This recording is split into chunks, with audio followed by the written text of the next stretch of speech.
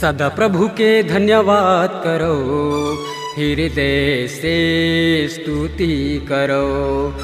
सदा प्रभु के धन्यवाद करो, हृदय से स्तुति करो। करुणा के देवैया यीशु राजा के, करुणा के देवैया यीशु राजा के। सदा प्रभु के धन्यवाद करो, हृदय से स्तुति करो। सदा प्रभु के धन्यवाद करो, हृदय से स्तुति करो।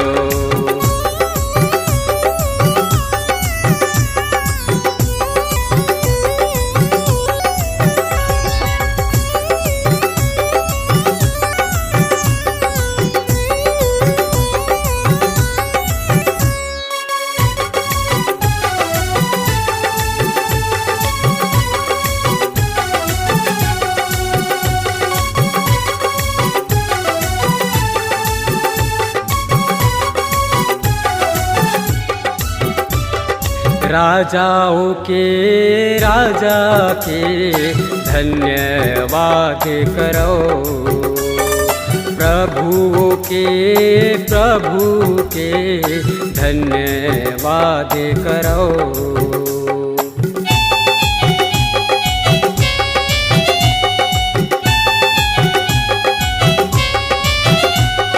राजाओं के राजा के धन्यवाद करो, प्रभुओं के प्रभु के धन्यवाद करो।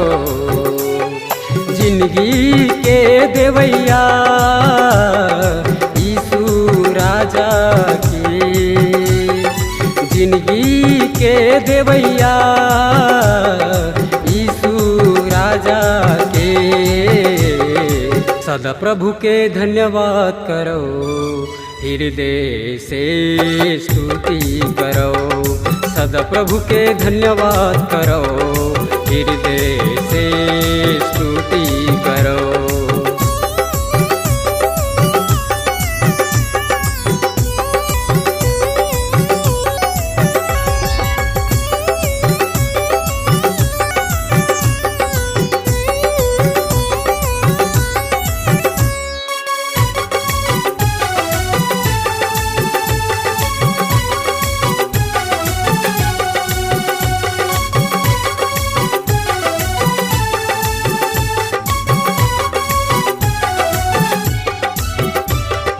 धरती आकाश बनुइया के धन्यवाद करो, आदि और अनंत के धन्यवाद करो।